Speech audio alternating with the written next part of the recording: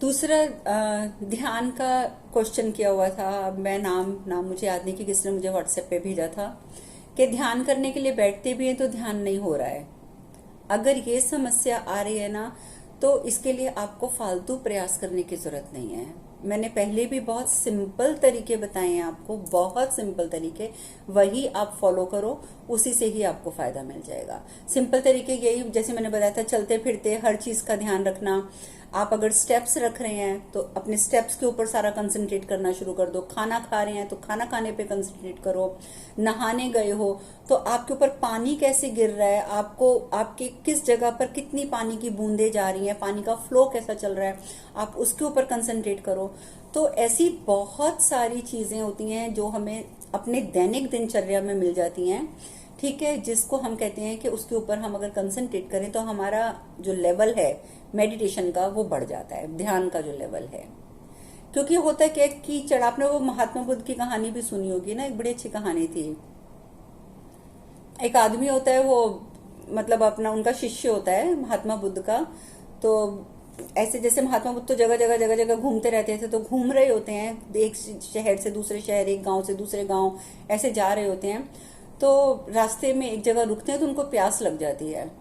तो वो प्यास लगती है तो अपने एक शिष्य को बोलते हैं, वो नया शिष्य होता है, उसको भी इतनी समझ नहीं होती, बिल्कुल नया नया होता है। वो शिष्य को बोलते हैं कि जाओ, जाकर ना पीछे ही कोई तालाब वालाब होगा, वहां से ना पानी ले आओ मेरे लिए। तो वो जो डोंगा सा बना होता है पत्तल का, वो पत्तल का डोंगा लेके जाता है पानी भरने के लिए कि भी अब महात्मा बुद्ध ने पानी मांगा है, मुझे लेकर आना है। तो देखते हैं वहां पर ना पानी में, पानी के आसपास और पानी में बहुत सारे जानवर खेल रहे हैं। मतलब बहुत, जैसे जानवर कई बार पानी के पॉन्ड के आसपास आपने देखा होगा खेलते रहते हैं। तो जैसे वो देखते हैं कि एक आदमी आ रहा है, तो जानवर तो हम लोगों से डरते ही हैं, वो तो हम लोग अटैक करते हैं तो वो हम पर अटैक करते हैं। तो वो क्या करते हैं, सारे जानवर वहां से भाग जाते हैं डर के मारे। जब सारे जानवर भाग जाते हैं तो वो बड़े आराम से पॉन्ड के पास जाता है, तालाब के पास जाता है, सोचता है कि चलो मैं यहाँ से पानी ले जाता हूँ। पानी भरने के लिए जैसे झुकता है तो देखता है कि तालाब के सारे पानी में तो कीचड़ ही कीचड़ है, इतना सा भी पानी उसको साफ नजर नहीं आता। तो बड़ा हैरान होता है वो क्या करता है, पानी नहीं लेता, वापस चला जाता है। जाके बोलता है कि भी महात्मा बुद्ध को कि भी ऐसा है कि मैं पानी लेने तो गया था, लेकिन मैं पानी लेकर नहीं आया हूँ क्योंकि वहां पे तो कीचड़ था। आप कीचड़ वाला पानी कैसे पियेंगे, तो इसलिए मैं खाली हाथ आ गया हूँ, आप मुझे क्षमा करें। और मैं इस जगह पे नया हूँ, आप मुझे बता सकते हैं यहाँ आसपास और कौन सा तालाब है या आगे कौन सा गांव है जहां मैं जाऊं और जाकर पानी ले आऊं। तो महात्मा बुद्ध कहते हैं कि क्या था उस पानी में, तो कहते हैं कि कीचड़ था उस पानी में, बहुत पानी में ऊपर ही नजर आ रहा था मुझे कि मिट्टी मिट्टी तैर रही है। महात्मा बुद्ध कहते हैं काम करो, तुम फिर से जाओ और जाकर पानी ले आओ। तो वो बड़ा हैरान होता है, नया शिष्य होता है, बड़ा हैरान होता है, कहते हैं कि इतना जब मैंने उनको एक्सप्लेन कर दिया कि पानी में मिट्टी थी, तो फिर महात्मा बुद्ध पानी कैसे पियेंगे, कीचड़ वाला पानी, मिट्टी वाला पानी पी लेंगे। फिर भी अपने कंधे उचकाता है, चल पड़ता है, कहता है अब उन्होंने बोला, अब उसके तो गुरुदेव हैं, वो गुरुदेव का हुक्म है, पानी तो लाना ही पड़ेगा। वो फिर जाता है और जाकर क्या देखता है कि पानी की जो पॉन्ड था वो बिल्कुल साफ था, उसमें कहीं कोई मिट्टी नहीं थी। तो वो बड़ा हैरान होता है, वो ऊपर ऊपर से पानी भरता है, वापस आ जाता है। तो पानी जब उनके सामने प्रस्तुत करता है, कहता है पानी पीजिए। तो जब महात्मा बुद्ध पानी पी लेते हैं तो फिर वो उनसे प्रश्न करता है, कहता है कि तथागत मुझे एक चीज समझ नहीं आ रही कि जब मैं पहले गया था तो उस पानी में इतना कीचड़ था, और अब अचानक आपने मुझे जब दोबारा भेजा तो पानी में कीचड़ नहीं था, पानी बिल्कुल प्लेन और सुंदर साफ स्वच्छ पानी था। तो ये आपने यहाँ बैठे बैठे उस पानी को स्वच्छ कैसे कर दिया, इतनी जल्दी आखिर आपने किया क्या कि वहां का पानी स्वच्छ हो गया। महात्मा बुद्ध कहते हैं मैंने कुछ नहीं किया था।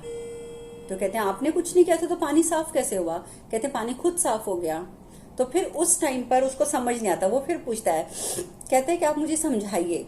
तो महात्मा बुद्ध उस समय समझाते हैं उसको कि देखो, जब तुम पानी लेने गए थे उस टाइम पर वहां पे क्या था, जानवर थे और वो खेल रहे थे, उन्होंने पानी में भी उछल कूद मचाया था, और पानी में उछल कूद मचाने के कारण पानी के नीचे जितनी भी बैठी हुई गंदगी थी वो सारी उभर के ऊपर आई हुई थी। और उसके बाद तुम्हें वो पानी कीचड़ वाला लगा, फिर तुम वापस आ गए। वापस आने के बाद जब तुम दोबारा गए तब तक जानवर तो वहां नहीं आए थे, लेकिन पानी में जो हलचल हो रही थी वो सारी शांत हो चुकी थी। तो उसमें जो उभरी उभरी तैरती तैरती मिट्टी थी वो नीचे बैठ गई थी। वही मिट्टी नीचे जमते जमते जमते जमते एक दिन नीचे पत्थर के रूप में पड़ी रह जाएगी और वो हिलेगी नहीं अगर उसे छेड़ोगे नहीं तो। अगर उसे फिर जाओगे, फिर छेड़ दोगे, वो फिर उछलेगी, फिर ऊपर आ जाएगी। कहते हैं कि मैंने ये तेरे से पानी मांगा था, जो मैंने जान के मांगा था, क्योंकि मैं देख रहा हूं कि तेरा ध्यान में मन नहीं लगता। ध्यान में जब सारे साधक बैठते हैं तो तेरा, मैं देखता हूँ कि तेरी गर्दन हिल रही है, कभी तू इधर देख रहा है, कभी उधर देख रहा है। तो कहते उससे मुझे लगा कि तेरे को ये सिखाना जरूरी है, मैंने इसीलिए तुझे भेजा था। वही चीज तेरे साथ है। तेरे अंदर इतने विचार हैं जो उथल पुथल करते रहते हैं, लेकिन कभी भी तूने शांत होने की कोशिश नहीं करी। तो कहते हैं कि मैं शांत कैसे हूं, विचार तो खुद उछल कूद कर रहे थे। वो कहते, तो महात्मा बुद्ध कहते हैं कि नहीं, जैसे पानी में वो जानवर उछल रहे थे तो पानी की मिट्टी ऊपर आई थी और उथली उथली हो गई थी और वो पानी गंदा हो गया था। इसी तरीके से तू अपने विचारों में उलझ रहा है। जैसे एक विचार आता है तो तू उस विचार के बारे में सोचना शुरू कर देता है। तो इस वजह से वो विचार जो है वो उथले उथले रह जाते हैं और तेरा ध्यान नहीं लगता। यही अगर तू भी शांत होकर बैठ जाए, विचार आते जाएं आते जाएं आते जाएं, उनको बस कहता जाए, आते जाओ जाते जाओ, आते जाओ जाते जाओ, मैं तुम में नहीं उलझ रहा।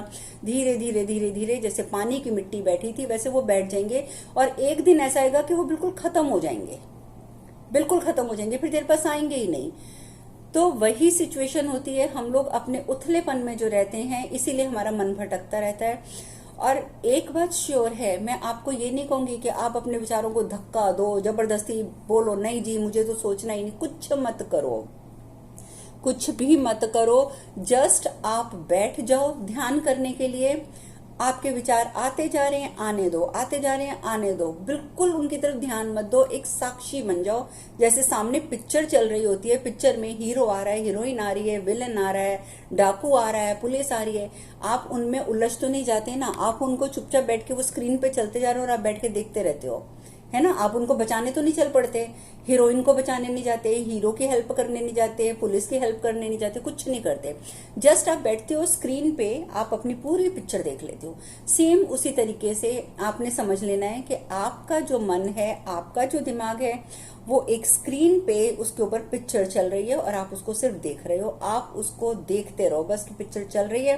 3 घंटे में पिक्चर खत्म हो जाती है ना, ऐसी थोड़ी देर में आपके विचार खत्म हो जाएंगे। सेम वही प्रोसेस होता है। आपको कुछ जोर आजमाई करने की जरूरत नहीं है, कुछ भी नहीं करने की जरूरत है। आप बैठे रहो, विचारों को चलने दो, चलने दो।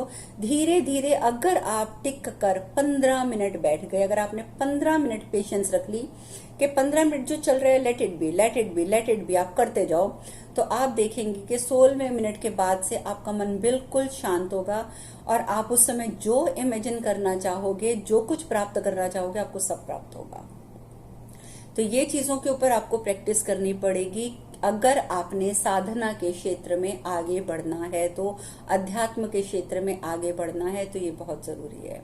विचारों में उलझना बंद कर दो और पेशेंस रख लो, थोड़ी सी पेशेंस रख लो। मुझे पता है होता क्या है, स्टार्टिंग में मैंने भी वही चीजें सफर करी हैं, इसलिए आई कैन अंडरस्टैंड कि हमारे जब विचार बहुत चलते हैं ना, तो हमें क्या लगता है, छोड़ो क्या करना है, ध्यान लग तो रहा नहीं है, we are wasting our time. हम बैठे हुए हैं, हमने जी ज्ञान मुद्रा लगाई हुई है, अपना क्रिस क्रॉस किया हुआ है, बैठे हुए हैं और सोच तो हम कुछ और ही रहे हैं। बिल्कुल यही चीजें हमारे दिमाग में आती हैं और अल्टीमेटली क्या होता है कि हम कहते हैं छोड़ो, हमने ध्यान करना ही नहीं, क्योंकि हमारा ध्यान तो लग ही नहीं रहा।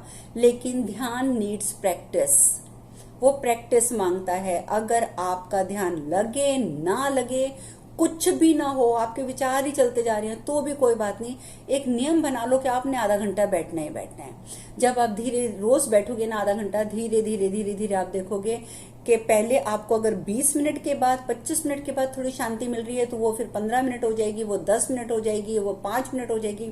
फिर एक टाइम ऐसा आएगा कि जैसे ही आप ध्यान के लिए आंखें बंद करोगे, आपका ध्यान लग जाएगा। आपके आसपास अगर 100 लोग बैठकर शोर भी मचा रहे हैं ना, मंजीरे भी पीट रहे होंगे ना, आप तो भी ध्यान में बैठ जाओगे। आपको प्रयास नहीं करना पड़ेगा। क्यों? क्योंकि आपके दिल दिमाग को आदत पड़ चुकी होगी कि नहीं, इसने आंखें बंद करी, अब हमें शांत होना है। आपकी बॉडी आपकी लैंग्वेज समझती है, आपके विचारों को समझती है, तो और आपकी इंस्ट्रक्शंस को समझती है, तो नेचुरली उसको एक आदत पड़ जाएगी, अरे इसने आंखें बंद कर ली, दैट मीन्स कि ध्यान में बैठना चाहती है, बस देन स्टॉप। अपने आप ऑटोमेटिकली सब कुछ स्टॉप हो जाएगा और आपका ध्यान लगना शुरू हो जाएगा। तो ये सबसे बेस्ट तरीका होता है, इसको धीरे धीरे प्रैक्टिस करो और पेशेंस रख के बस करते जाओ करते जाओ करते जाओ। इसी से ही आपको ध्यान मिलेगा और इसी ध्यान की आप प्रैक्टिस करेंगे इन श्राद्धों में भी। श्राद्धों में प्रैक्टिस करने का फायदा ये होगा कि आपके जब अपने पूर्वजों को आप अपने सामने कॉल करेंगे, जब आप उनको अपना एक फूल अर्पित करेंगे, तो वो आप पर प्रसन्न होंगे।